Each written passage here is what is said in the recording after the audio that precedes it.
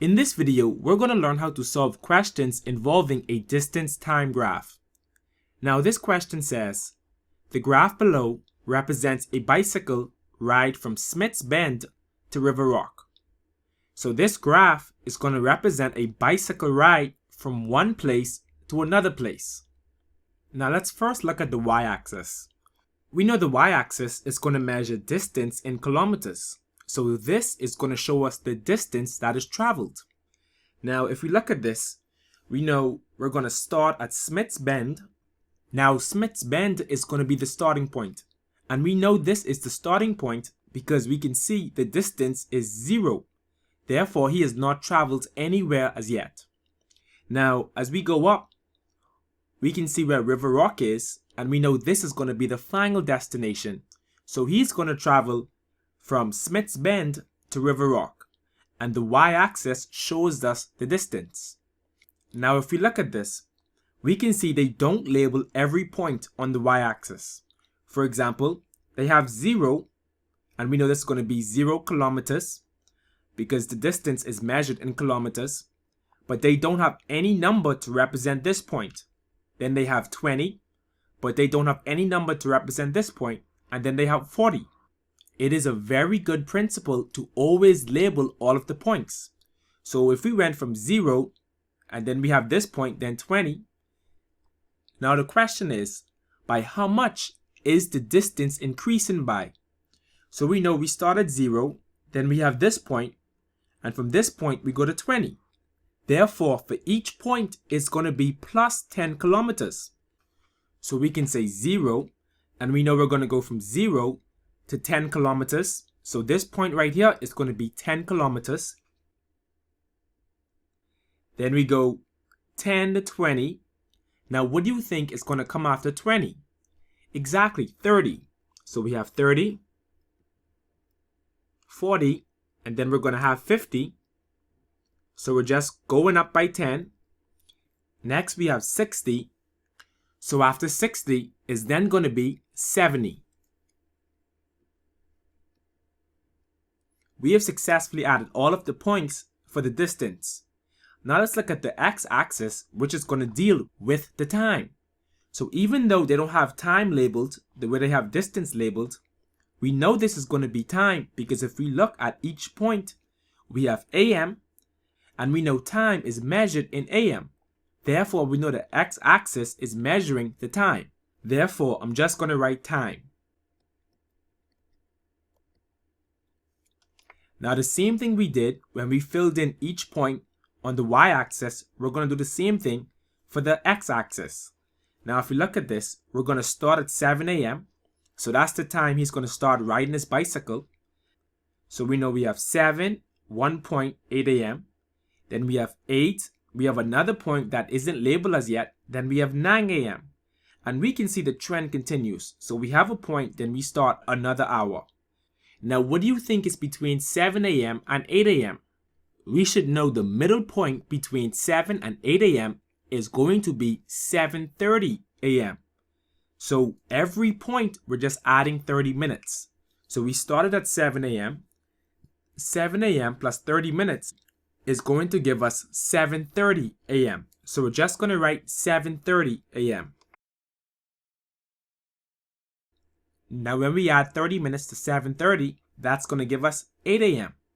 When we add 30 minutes to 8 a.m., that's going to give us 8:30 a.m. So we know 8:30 is going to be between 8 and 9 a.m. Therefore, we're going to end up with 8:30 a.m. Now between 9 and 10, that's going to be 9:30 a.m. From 10 to 11, that's going to be 10:30 a.m. And from 11 a.m. to 12 noon, which we know is 12 p.m., that's going to be 11:30 a.m. Now once we've done this, we're pretty much good to go. Let's go to part A. It says, at what time did the cyclist make his first stop after leaving Smith's Bend? So they want to know at what time did the cyclist make his first stop after leaving Smith's Bend. Now they capitalize this word first. which means they only want us to tell them when was his first stop after he left Smith's Bend. Now we know Smith's Bend is going to be the starting point because we see it is at 0 kilometers. So we know we have a straight line going up, and our first flat line is going to be right here. And even though we have a flat line, it goes and then the straight line starts again. So every time we see this straight line, we know the cyclist is moving. He isn't stationary. But when you see the flat line, that means he has stopped. So once he has stopped right here, then at this point, he starts to move again because we see the straight line once again. And then at this point, he stops a second time. And then time passes by. And then at this time, he starts to move again until he reaches River Rock. So for part 8, they want us to say, what time did the cyclist make his first stop after leaving Smith's Bend? Well, we know the first flat line we're going to see is going to be right here, which means he took a break. Now we're going to look at the x-axis to see when the stationary line first began. According to our graph, the cyclist first stopped at 8:30 a.m. So we're just going to write that in the answer space. 8:30 a.m. That is his first stop after leaving Smith's Bend. Now for part B, let's just erase this. So we know the flat line is going to represent when he's stationary or when he has stopped, and the straight line means that he is continuing cycling. So for part B, it says calculate the total time the cyclist stopped altogether. So they don't want us just to calculate the time for the first stop, but they want us to calculate the time for both stops. So let's go back up and look at this one more time. I'm just going to underline it. We know he stops at this point to this point. Then he starts cycling again. Then he makes another stop right here. And then he starts to cycle again. Now, if you're really good with time, you know from this point to this point is just 30 minutes. And from this point to this point is going to be 1 hour. So if you're really good with time, you can just say he stopped for 1 hour and 30 minutes. Now, if you're having a little trouble seeing that, we know from 8:30 to 9 a.m. is going to be 30 minutes. So we're just going to write 30 minutes. Plus, from 10:30 to 11:30, that's going to be 1 hour. So we're just going to write 1 hour. Now when we set this up, because we're adding time, we're going to write this as 30 minutes, but we're going to have to add zeros for the hours. So we have 0, 0 for the hours, 30, plus we're going to be adding 1 hour. So we know we're going to have 0, 1, and 0 is going to be for the minutes. 0 plus 0 is 0. 3 plus 0 is 3. 0 plus 1 is 1. And 0 plus 0 is 0.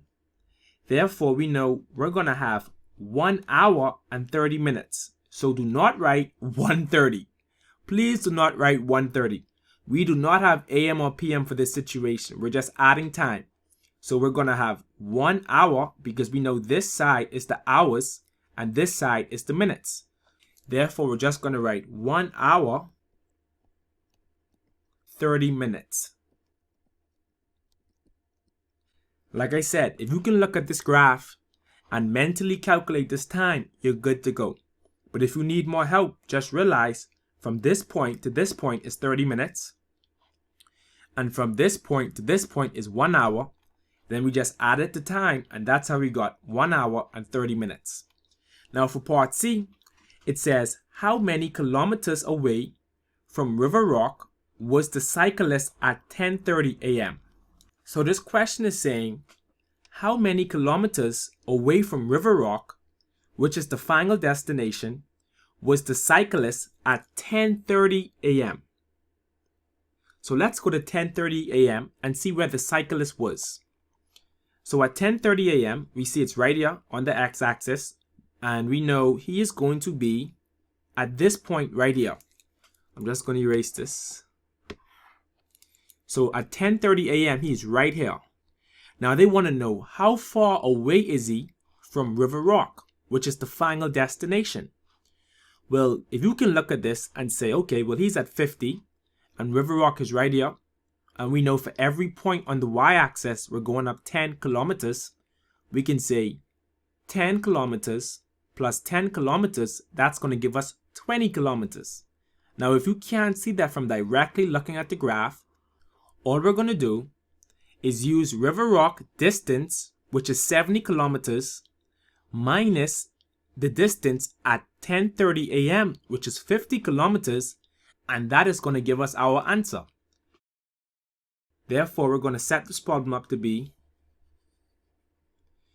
we can say 70 kilometers, and we know 70 kilometers is going to be where River Rock is, minus 50 kilometers, and 50 kilometers is the distance he is going to currently be at 10:30 a.m. Now when we subtract this, we're just going to bring down the kilometers, so km, 0 minus 0 is 0, and 7 minus 5 is 2. Therefore, our answer is going to be 20 kilometers. So for part C, at 10:30 a.m., the cyclist is 20 kilometers away from River Rock. Now let's do part D. It says, what is the distance between Smith's Bend and River Rock?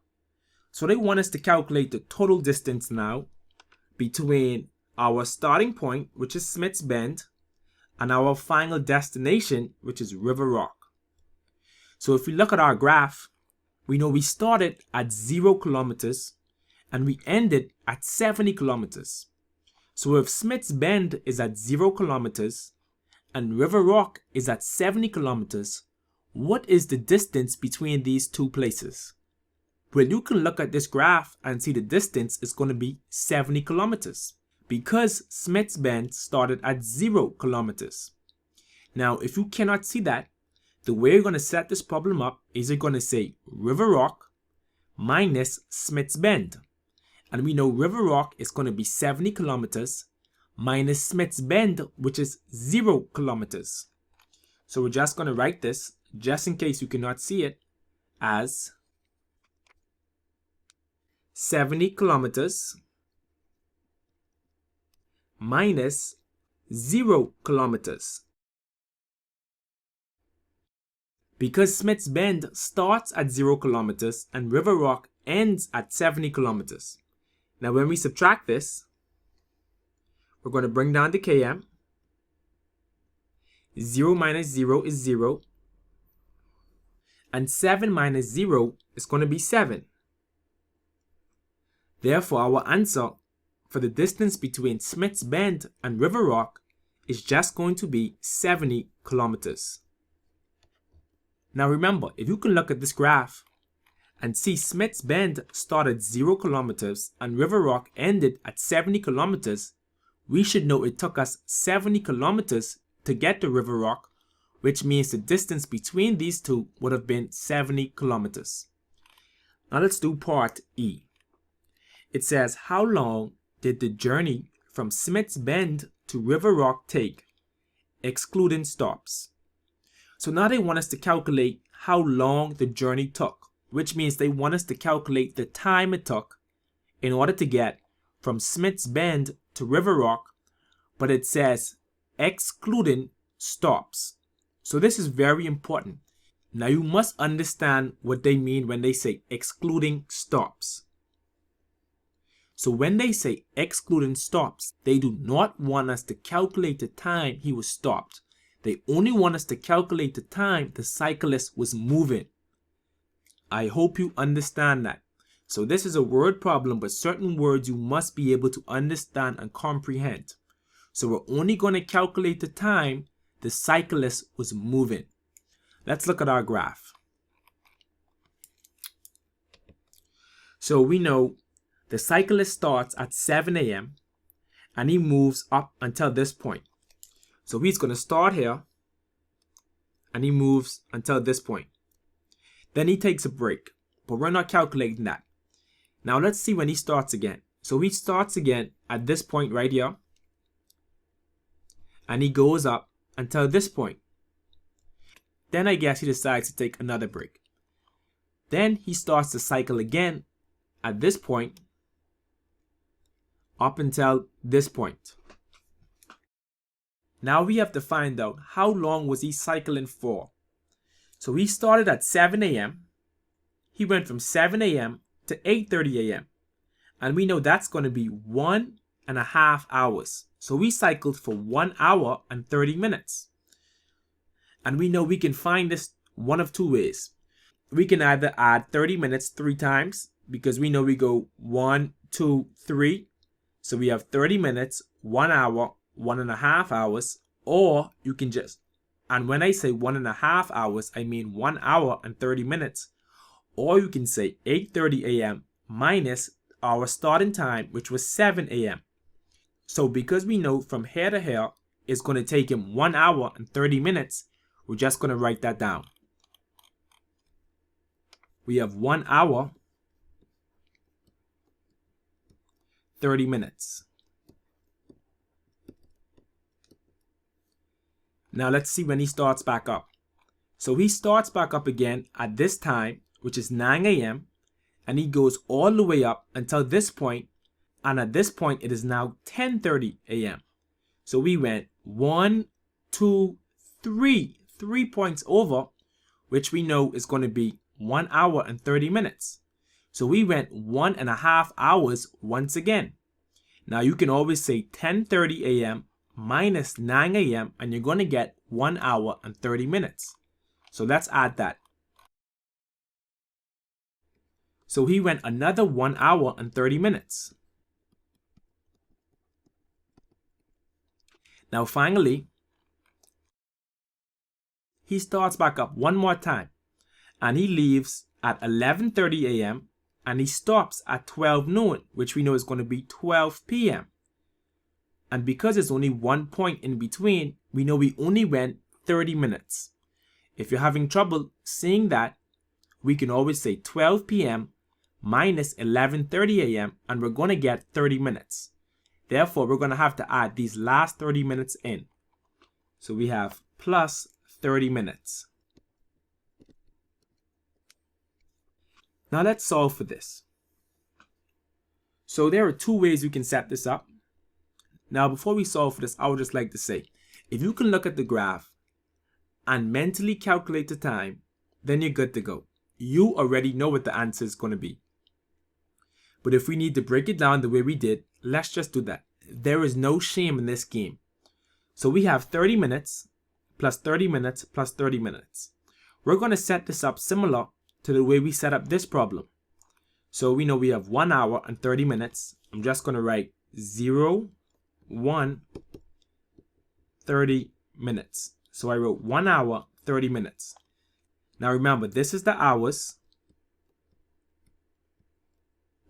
This is the minutes. Now for our second one, we have 1 hour and 30 minutes again. Now for our third time, we just have 30 minutes. So we're going to write 0 for the hours because we don't have any hours, but we have 30 minutes. Now when we solve for this, we have 0 plus 0 plus 0. And that's going to give us 0. Now we have 3 plus 3. That's going to give us 6. 6 plus 3 is going to give us 9. But before we do anything else, we must notice that we have a number greater than 60. Well, we know there are only 60 minutes in 1 hour. Therefore, we're going to have to do something about having 90 minutes. So we're going to have to carry over 60 minutes, which is 1 hour, to the hour section. So now we're just going to subtract 60 minutes from 90 minutes.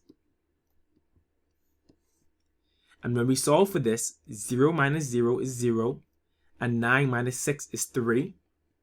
But we're going to take 1 hour over to the hour section. Now we have 1 plus 1 is going to give us 2.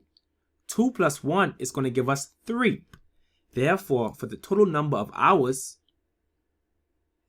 we're going to have 3 hours. And we know we have 30 minutes. Therefore, the journey from Smith's Bend to River Rock is going to take 3 hours, 30 minutes. We're just going to write that in the space provided. We have 3 hours, 30 minutes. By the way, if we write 3.5 hours, that is still correct. Now for part F, it says calculate the average speed of the journey, excluding stops. So in this question, they want us to calculate the average speed of the journey, but they want us to exclude the stops. Now the formula to calculate speeds is going to be speed equals distance divided by time.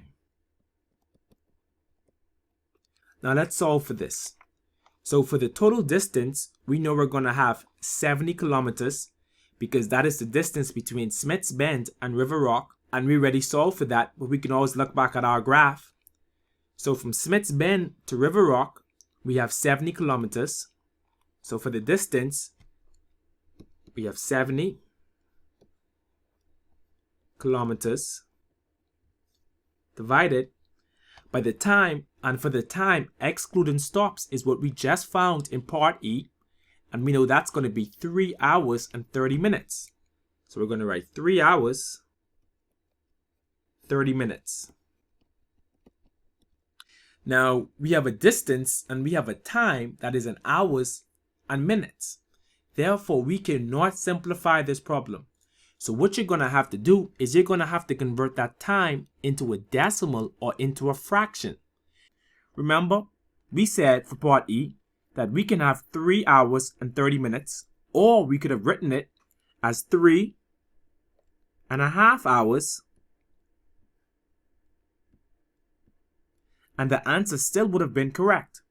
So for the time 3 hours and 30 minutes, we're just going to rewrite it back as a fraction. I'm going to say 70 kilometers divided by 3.5 hours. Now you might be wondering, what do we do from here? But don't get worried. We know we're dividing. Therefore, we can set this up to say 70 divided by 3.5.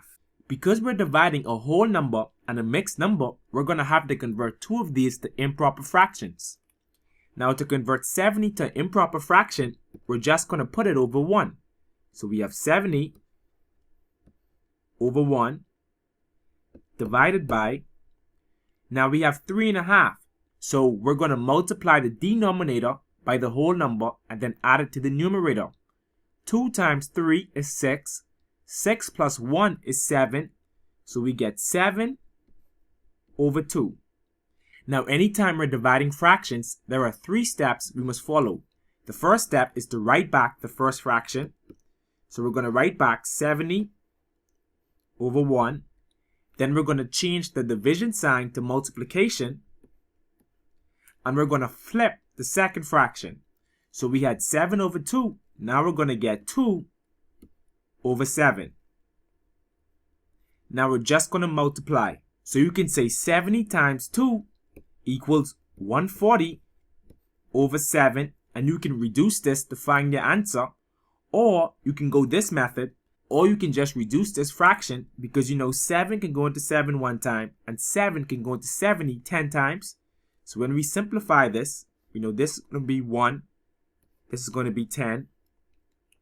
We end up with 10 multiplied by 2 over 1 multiplied by 1. Now when we solve for this, 10 times 2 is going to give us 20 over 1, which means our answer is going to be 20. And don't forget the unit is going to be kilometers per hour. So this is going to be our answer for this part of the question. we're just going to write it back in the space provided. The average speed of the journey, excluding stops, is going to be 20 kilometers per hour.